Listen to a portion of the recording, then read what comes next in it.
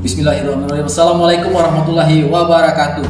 Berikut News kembali hadir di tengah-tengah sahabat semua untuk menginformasikan berita terbaru seputar dunia politik dan info terkini lainnya. Terima kasih banyak pada sahabat yang sudah membantu channel ini. Semoga selalu diberi kelancaran dalam segala aktivitasnya. Amin amin ya rabbal alamin. Presiden Prabowo Subianto membentuk Komite Reformasi Polri. Tim ini terdiri dari akademisi, tokoh sipil purnawirawan Polri, dan juga mantan Ketua MK Bapak Mahfud MD. Sementara itu, Kapolri Listio Sigit Prabowo juga membentuk tim transformasi Polri yang beranggotakan 52 orang yang terdiri dari para perwira internal Polri. Namun Prabowo menegaskan tim reformasi Polri racikan Kapolri tidak diakui dan hanya komite resmi bentukan presidenlah yang sah dan akan segera diumumkan. Oke, sahabat Beripol News, berikut tayangannya. Presiden Republik Indonesia Prabowo Subianto disebut akan meresmikan Komite Reformasi Polri dan melantik 9 orang anggotanya pada pekan depan. Hal ini diungkapkan Menteri Sekretaris Negara Prasetyo Hadi saat ditemui usai upacara HUT ke-80 TNI di kawasan Monas, Jakarta Pusat. Berbeda dari tim internal Polri, komite ini berada langsung di bawah Presiden dan beranggotakan tokoh independen. Sebelumnya santer, nama yang disebut akan menjadi anggota Komite Reformasi Kepolisian bentukan Presiden Prabowo.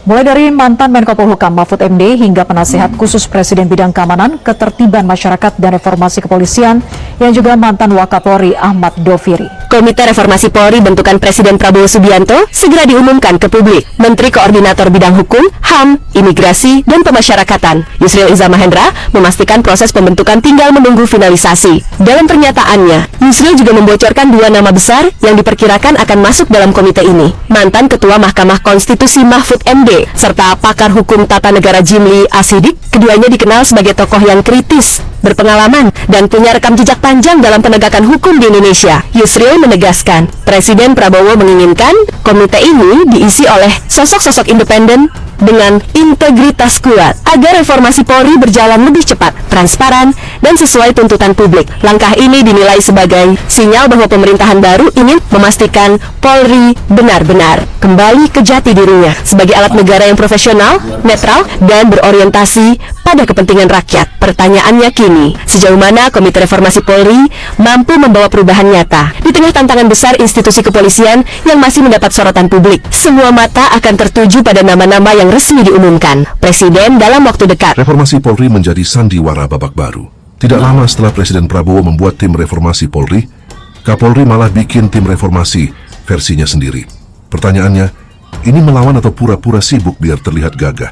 Apakah karena Presiden menunjuk Jenderal Idealis Ahmad Doviri sebagai ketua tim resmi?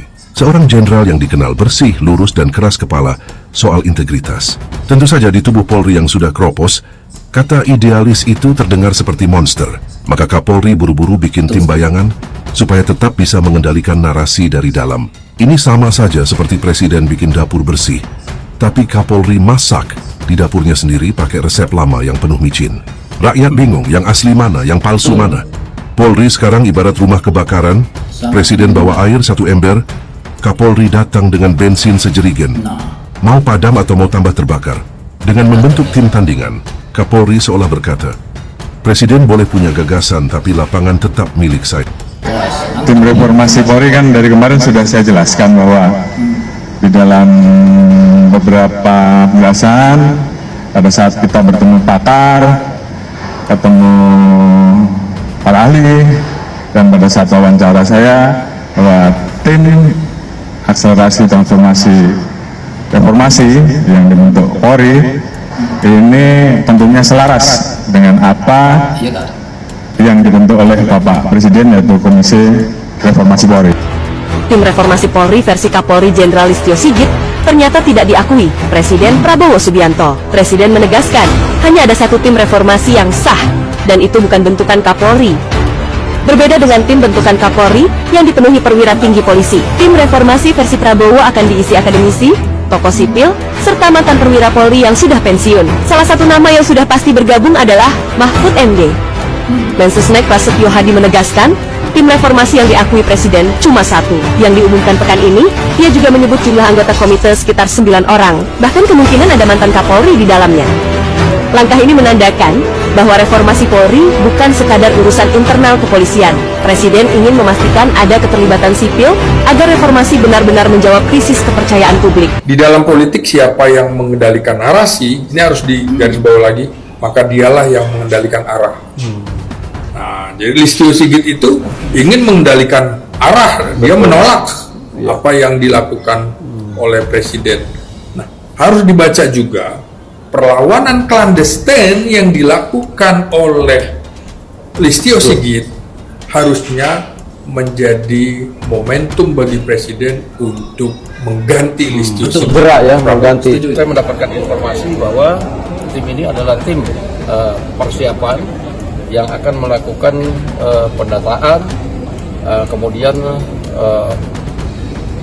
dibagi dalam beberapa sub kelompok yang nantinya akan membantu tugas-tugas dari Komisi Reformasi Polri yang dibentuk oleh Presiden. Ini baru keren banget toh, angkat topi gue sama Presiden Prabowo Subianto. Yes, Setuju. Pak Prabowo dengan tegas menolak tim reformasi Polri buatan Kapolri. Beliau tetap konsisten dengan keputusannya jika tim reformasi Polri haruslah buatan Presiden.